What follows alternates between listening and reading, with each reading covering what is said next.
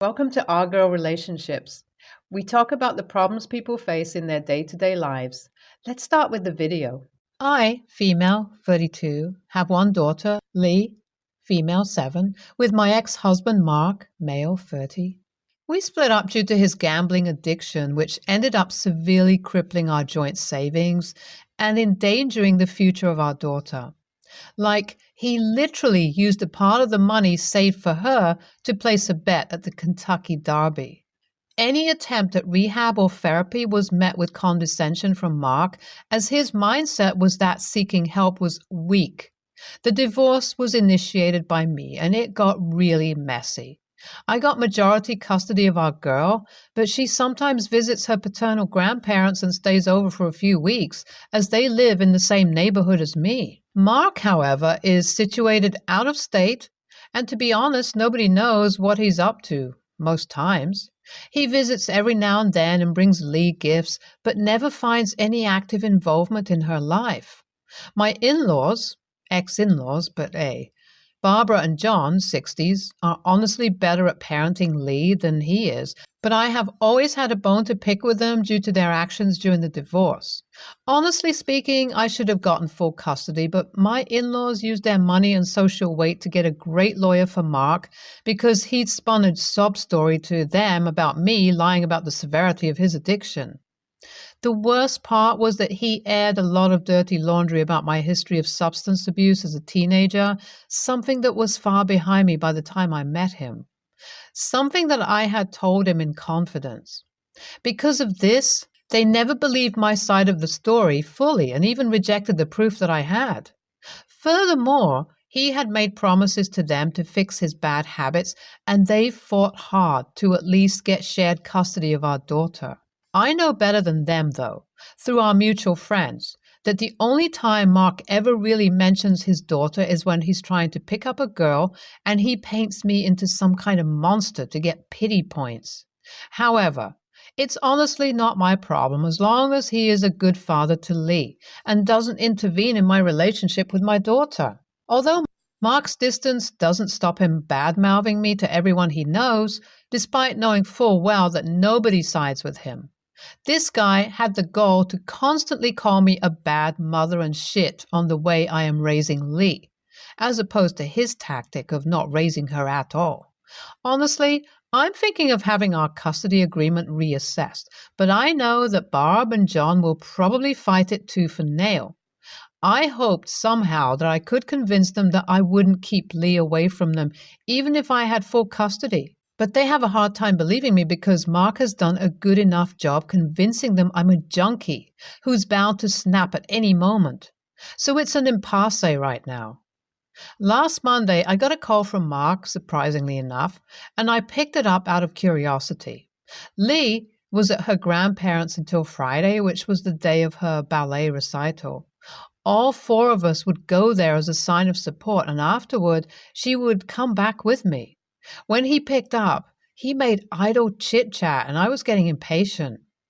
"You don't care about what's going on in my life, Mark. Just tell me why you called," I said, and he began to beat around the bush about an exciting investment that was coming up. The thing was, he didn't have the money to buy into it right at that moment, so he was hoping I could float him some cash.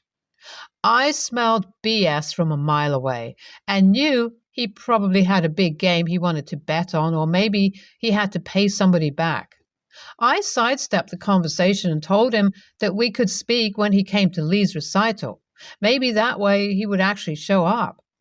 He got pretty loud, though, and started babbling about how the investment was time-sensitive. I cut him off and said that I wasn't going to let him have another penny from my wallet as he screamed, "You'll regret this!" I hung up on him. This wasn't the first time he had come to me for money, nor the first empty threat he had made after our divorce. I couldn't care less about his stupid ass. However, on Thursday, I went over to Barb and John's place to help Lee with her final dance routine, and I could tell that something was off. They seemed skittish around me and were acting really odd.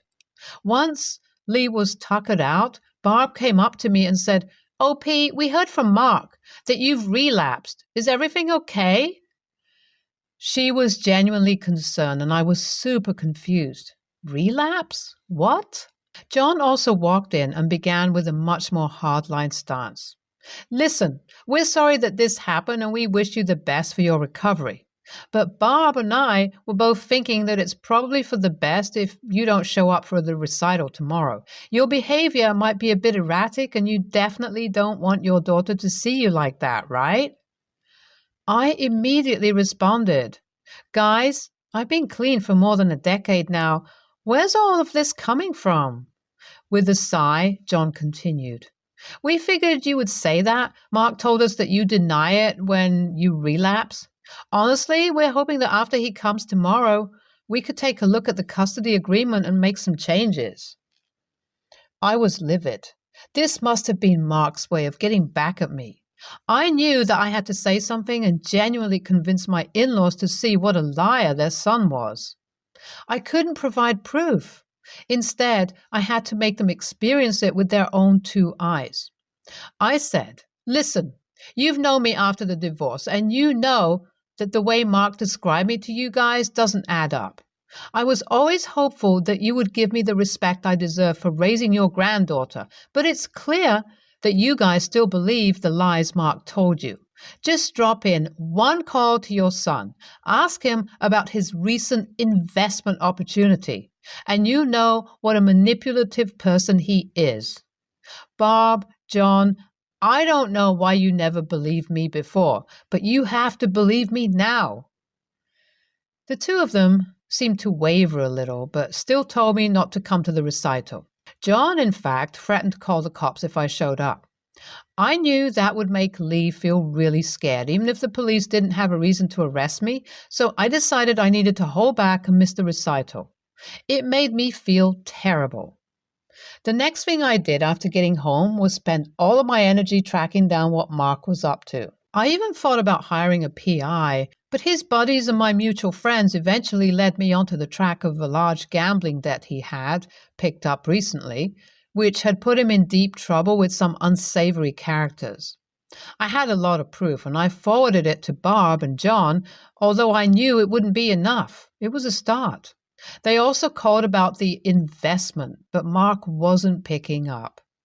However, on the day of the recital, something happened that made everything come to light. Mark hadn't shown up for the ballet performance, and Lee just saw her grandparents in the audience, much to her dismay. I can't imagine how the poor girl felt, and her grandparents dropped Mark a bunch of calls to make sure he showed up. However, in the parking lot of their home, they found their son in his tighty-whities with a sign around his neck showing an obscene amount that was owed to a high-level loan shark. I won't lie, it was genuinely scary and much, much worse than anything Mark had done while we were married. His parents, concerned for their son's safety, immediately asked him what to do and who to pay, and his debt was cleared.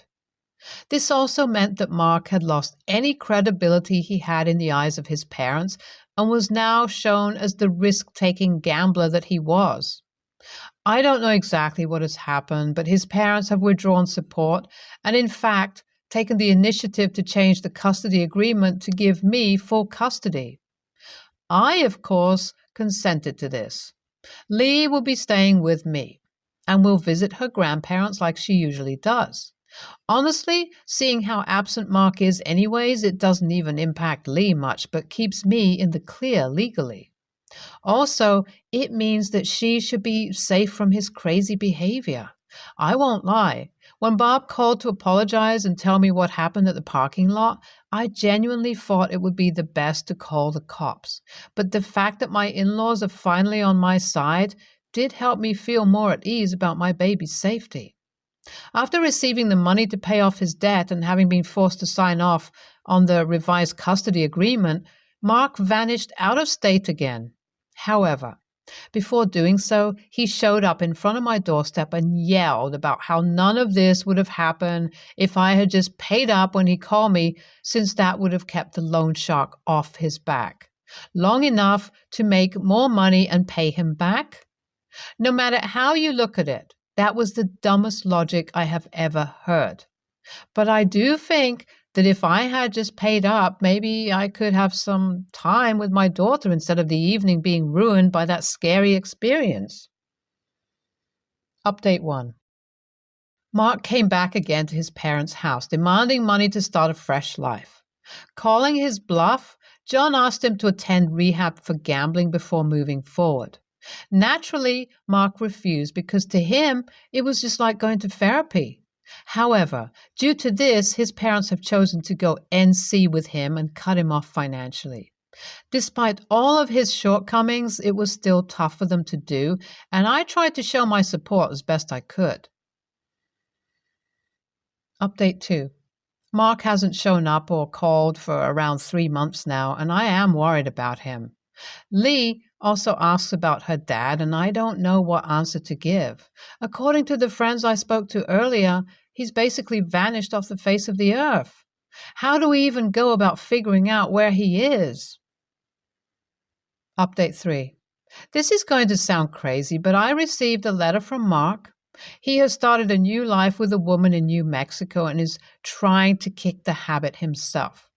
I don't know what will happen in his life, but some part of me is glad that he is safe. I told John and Barn about it, and both of them are thinking of going down there personally and literally dragging him to this rehab center specifically for gambling in Arizona.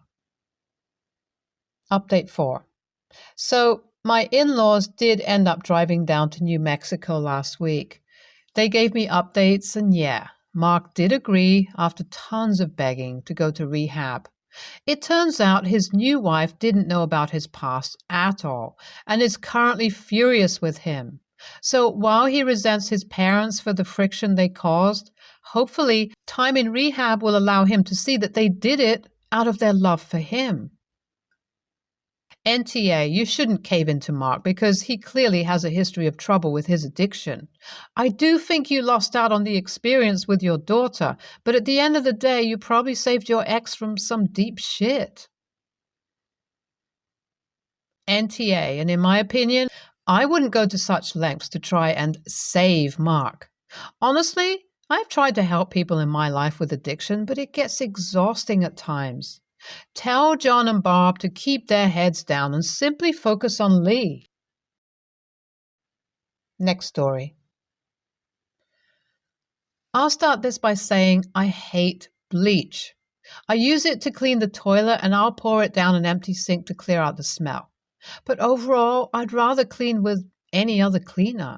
I don't like the way bleach feels slimy on my hands and makes them itch, and I don't like to smell it. I have a bunch of reusable silicone bags. I don't buy throwaway freezer bags anymore. I use these for everything. I'm the one who usually does dishes and other chores as a stay-at-home mom, but when my husband gets home from work, he helps around the house too, and I'm grateful for it. The thing is, he does stuff wrong, and I mean that in the nicest way possible. But he puts stuff in the wrong place. He mixes laundry together and he loves to clean with bleach. We've had this talk before that my silicone bags can't sit in bleach. It's eating away at them. I've also had to warn him to not pour boiling hot water in the sink if my bags are in there. I try to keep them on one side of the sink because it melts them. I've lost a few bags this way. There have been 3 occasions in the past that he forgot and put my bags in bleach water, and I've had to pull them out and rinse them and wash them right there. He thinks they need to soak in it because a few have stains, like one has a couple of red spots from tomatoes and one has yellow spots from a yellow bell pepper. But they're clean. They don't spend more than a day in the sink. We have 5 kids, so our sink fills fast, and even doing dishes 4 to 5 times a day, by hand, no dishwasher. Sometimes there's still stuff in there when I go to bed. Well, my husband decided to do the dishes last night after I went to bed. There was 1 pan left from dinner, rinsed out, 5 of my bags, also rinsed, some silverware and a bunch of sippy cups because I do sippy cups last and get a Q-tip to help clean them out. So he ended up doing the other stuff and then soaked the sippy cups and my bags in bleach and went to bed. I got up at 3 a.m., which I do a lot because I'm not a good sleeper.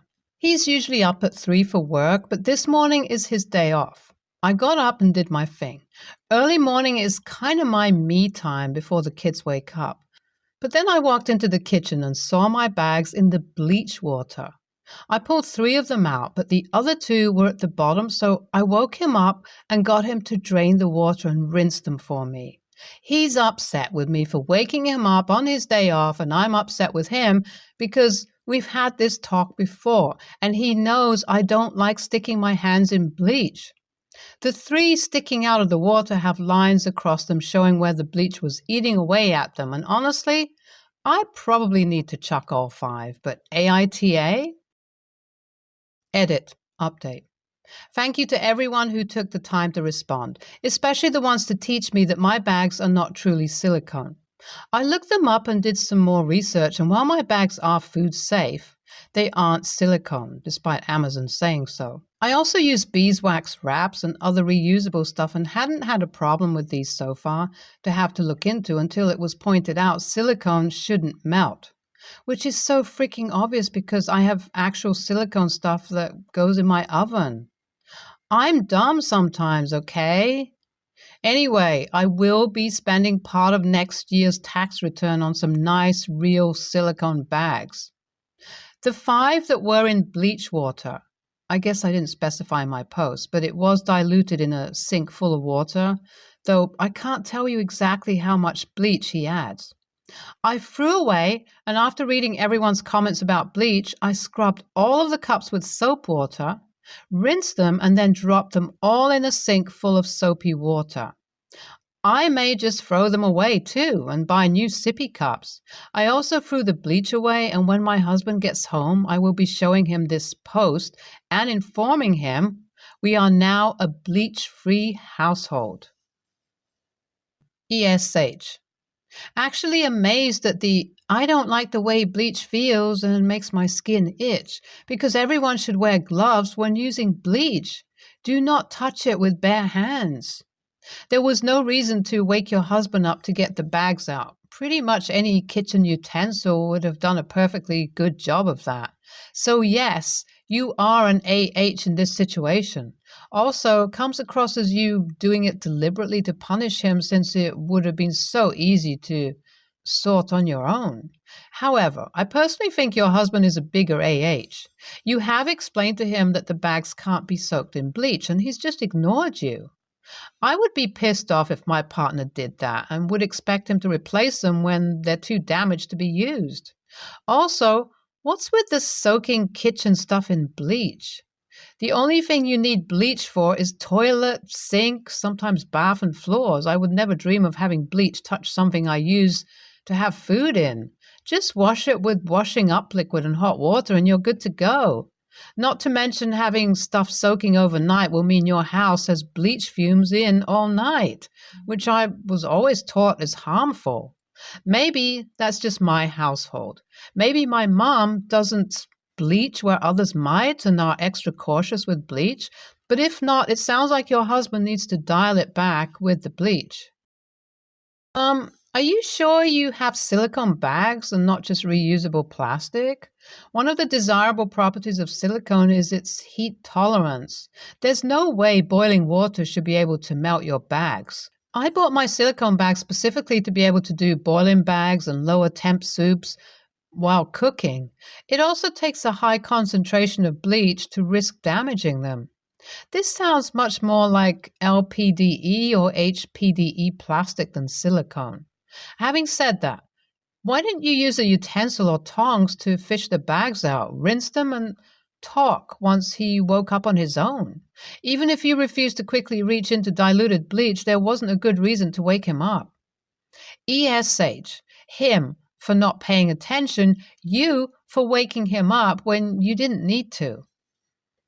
NTA, if this is an ongoing issue and you have talked with him before, I don't see no wrong.